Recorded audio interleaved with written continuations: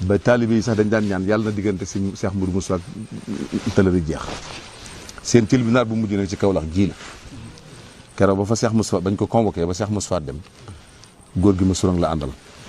ak sëñ Mourou Moussa Fall ak geneen kilifa goo xam ne nag du ma ko tudd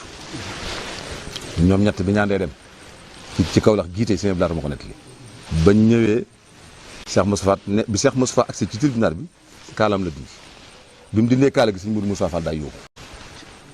mu agsi ci biir bureau bi góor gi ma surang la àndal ak kilifa googu ma lay wax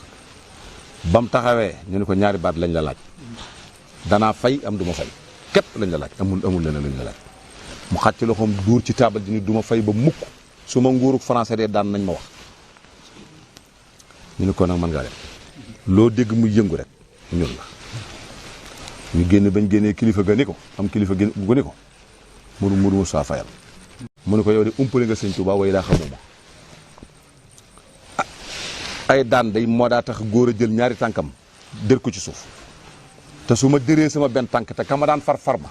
bu nguuruk français gépp dajaloo woon bëgg koo yëngal duñ ca man dara te lii sama ñaari tànk nag laa ci dër guerre déclarée France te la ñu ni ko deq dem li ci Mourou Moussa jeex takk loolu Cheikh Moussa def na ko fii ci dëkk